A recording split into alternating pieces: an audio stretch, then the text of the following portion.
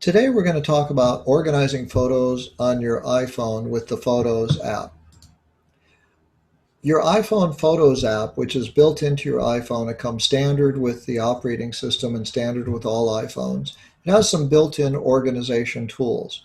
Things like when the photo was taken are automatically recorded.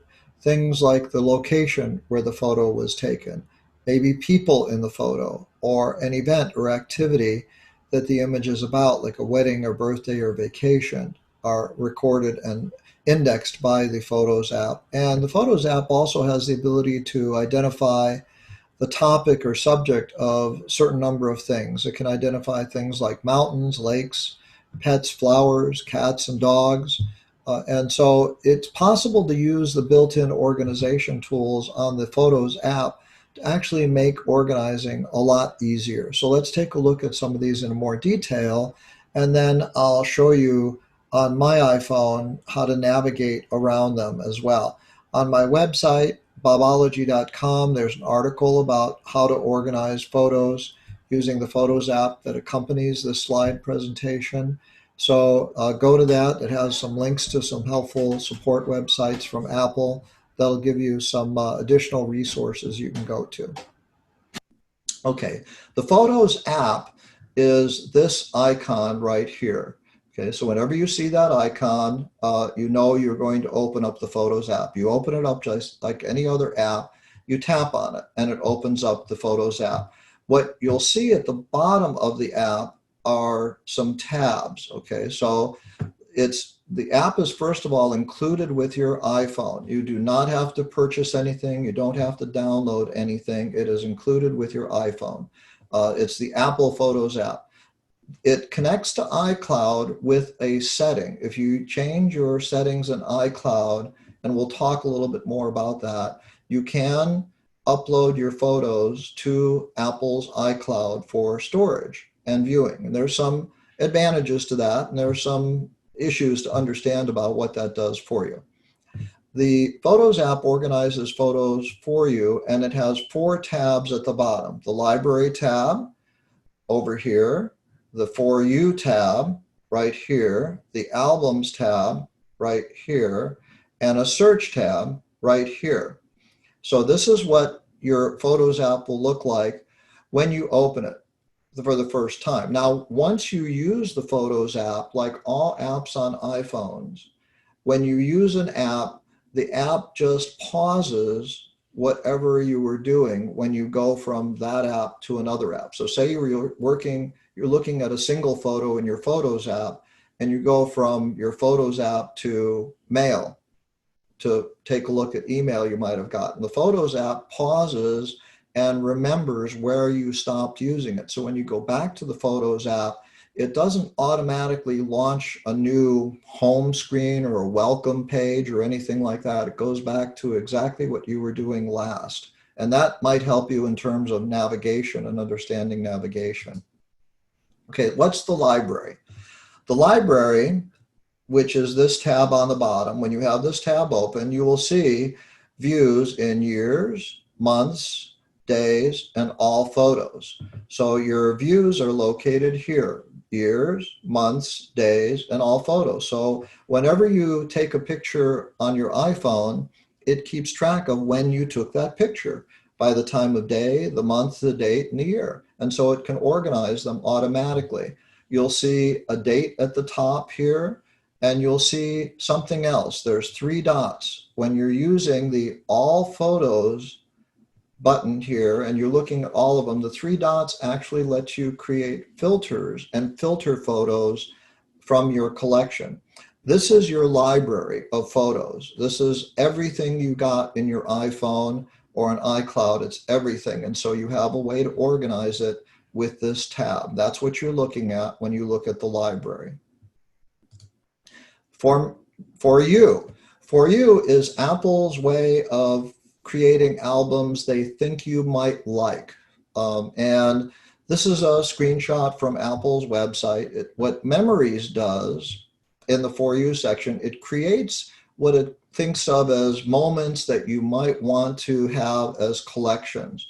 A trip, an event, a day, places you might have visited. It has featured photos of people that you visit and open up. When you open up photos frequently, or you tap a photo to become a favorite, the memories function tries to create some automated collections.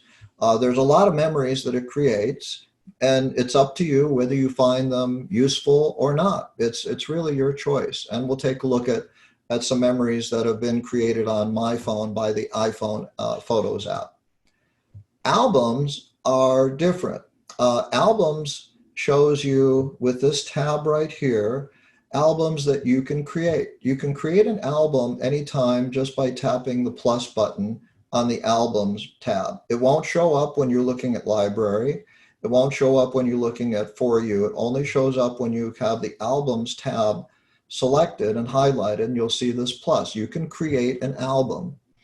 You can also create, if you use iCloud, what are called shared albums. iCloud gives you the ability to create an album of photos that are in your iCloud account that you can give other people access to, that they can view, and they can also add and comment on photos as well in the cloud. And there are some automatic albums that are created in the albums view. The recents, and I don't know how long this goes back. I haven't found any information on that.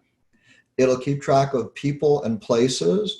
As you start to use your phone, or if you're using a Mac and you identify people, or you organize people in people and places here, it will help identify and use facial recognition features in your iPhone app to help create collections of people that you might have. And it creates albums based on what I call media types. These are really the type of photo you took. Did you take a standard photo? Did you take a landscape? Did you take a video? Did you take a screenshot? Did you take a selfie? It organizes your photos like that automatically. So we'll take a look at that on my phone as well. So albums is another way. So you may find that the library is good enough for you in organizing things by date and time, or you may find the For You tab is really good and usable, or you may decide, I want to create my own albums. You do not create a second copy of the photo. You only have one copy of the photo, so adding photos to albums does not use up more memory. And so I just want to make that clear. And then the last function is search. You can search for people, places, photos, other types of things. Now, remember, the iPhone is automatically recording the time and location, and it can recognize people if you use the people album here and help identify them, and places, the location. But the Photos app uses some image recognition. It can recognize objects now. Right now, it's about, I think, 2,000 or 3,000 objects, but it'll recognize things like cats or dogs or mountains or rivers or lakes or bicycles. It'll automatically recognize these objects, so you can search your whole library using the search tool for those types of things if you wanted to. Kind of an interesting set of features they built in. They make this app really, really smart because you've got a very powerful computer in your hand, and they're leveraging it more and more every time they come out with some new feature. Now, this is a little more technical for people, but I want to make sure you understand that a digital photo is a digital file. Yes, I've got print photos that still exist, but a digital photo is a digital file, and that file contains two types of information. It contains information about the image itself, the image data, the color, the brightness, the contrast, all of those things that let you see the image itself are in the file. That's information that's in the file. How it does it is just amazing. And I don't know all the details, but it does it. And it does it really good, because these days we use our phones more and more for our point and shoot cameras. The other thing the file contains is data about the image. Technically, this is called metadata. So if you want to impress your friends and you say, hey, I learned about metadata for my photos today, and you can explain it all to them, right? And explaining something to somebody helps you learn it sometimes too. But the data about the image includes things like the file name, the time and day is stored in the metadata part of the file. Location is stored in the metadata part of the file, and things that you might add, like captions or descriptions, etc., that you might add to the photo are all in the metadata part of the image file. So the photo file keeps track of that thing. And the advantage of having stuff in metadata is that software can look at it and say, hey, there's a file with the name, Bob's cat on it. There's a file with the time and date of September 25th, 1965. And so these are things that you can use in the application to actually help you find and organize information. Now, you typically don't have a lot of control on the iPhone photo app to edit, modify, or change metadata. That's one of the drawbacks of the iPhone photo app. It doesn't give you a lot of tools to do that. However, Mac users, for those of you that have a Mac, have access to the Photos app on their Mac. And what Apple has increasingly done with successive updates to the Mac is they've made the Photos app on the Mac behave and function more and more like the Photos app on your iPhone. So now they're virtually identical in terms of features. However, you do have the ability on your Mac to access and edit more metadata about the photo. So here's an example. I took a screenshot. This is Bamboo Sushi. They're a little restaurant over in Seal Beach town center, and they have an outdoor patio dining area. I'm seeing more restaurants building these as more permanent structures. So this is the photo. And if I click on, if I'm in the Photos app on my Mac, which is what you see a window of here, I have a little button called I. And if I click on I, it brings up a smaller window with information about the photo. This is where the metadata is stored. So I can add a title, I have the file name, I have the date and time it was taken. It tells me it took the photo. It's really in small print, I know, but it tells me it took the photo with my iPhone XR and the camera information there and the size of the image. And I can add a description, I can add tags, I can add faces to it if I want to, and it shows me on a map where this was actually taken. So that's what metadata is. So that part of the file is what you usually don't see on your iPhone. I just wanted to point that out to you so that you know it's there and it can help you search for things. Now, iCloud Photos. We'll take a look at the settings for iCloud Photos a little bit. We've done some things on iCloud before, so I'm not going to go into anything more about iCloud than just how to show you whether or not you have iCloud Photos set up or not. When you turn on iCloud Photos, you are storing your photos in the cloud, but you also have a copy on your iPhone. So your photos are in two places. What the advantage of the Photos app does is it creates one library that's available to you across your iPhone, your iPad, your Mac, and even to Windows users with iCloud.com. So if you go to iCloud.com and log in with your Apple ID, you can do it from any web browser. And so if you have a Windows 10 PC, you can log into iCloud.com and you can access all of the photos that you have in iCloud account. You can even add photos to your iCloud account, and you can download photos from your iCloud account. Probably another tech talk just dealing with iCloud Photos. So what about print photos? Okay, so I'm sure unlike everyone here, you're not like me. I have about 4 or 5 boxes full of print photos that I still haven't gone through and organized. And it's a challenge because at some point technology changed. We used to use print photos a lot. I have my brother still has thousands and thousands of dollars of darkroom equipment because he was an amateur photographer for a while and he would process his own prints. But we've all got this, maybe. A lot of people that are coming up from a younger generation now don't have print photos. But interestingly enough, things like Polaroids are becoming kind of hip, cool items to have for parties and events. Okay, so the number one advice I found online and everybody is if you have a lot of photos, get rid of a lot of them. Okay, it's a real challenge, but the best way to organize your print photos is to just save the best. If you're saving them for a legacy, I guess the real question is, does somebody really want to look at 5,000 photos of you?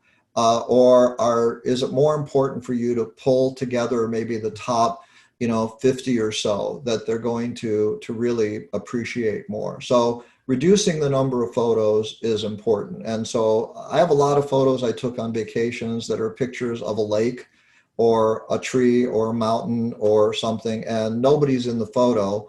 And there are a lot of better photographers out there than me.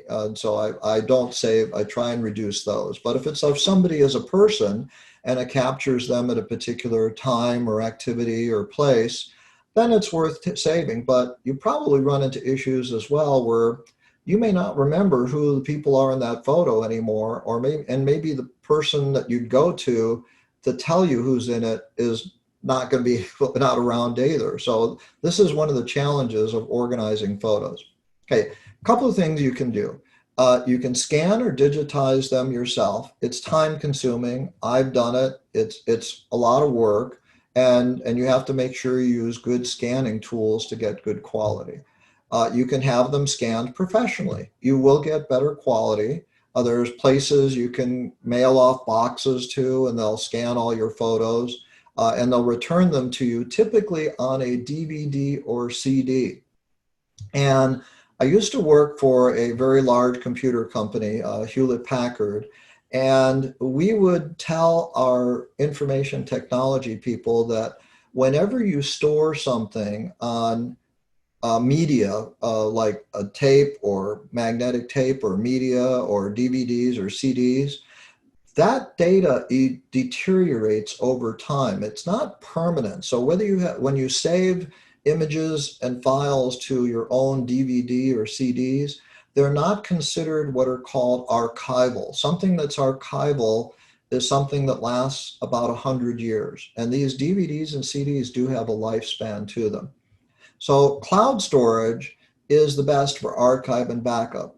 Cloud storage services back things up. They bring them in, they do things to them, they make sure that the files are refreshed and everything like that. So for really archiving images and photos, iCloud. Now, obviously, if somebody's got a print and they've got it hung and the print is a piece of art, that is important too. But there's issues on framing as well that you have to do to preserve photos. So a lot of people struggle with going through their photos. So the question, I was reading some research and the question came up, should you hire a photo coach? Go to my homepage, which you'll pull up. The first article under latest newsletter still says organizing photos with the iPhone Photos app. But I also have some links in here to some Apple support sites. Like here's if you want to learn more about how to share it with iCloud. Here's details from how to use albums. Here's things on moving photos from iPhone to Windows. There's the Apple. So the article has links to Apple support site, which is really the absolute best resource for you. You've got a lot of built-in organization tools, the library, the For You, the albums, the search. Just try practicing them. You can't break them. You're not going to delete a photo unless you tap on that photo and hit the trash can. But try and experiment a little bit about what you use with it and what makes sense. And happy Friday, and have a great weekend. And I will see you next Friday on Friday's Tech Talk. Okay? Thanks. Bye-bye.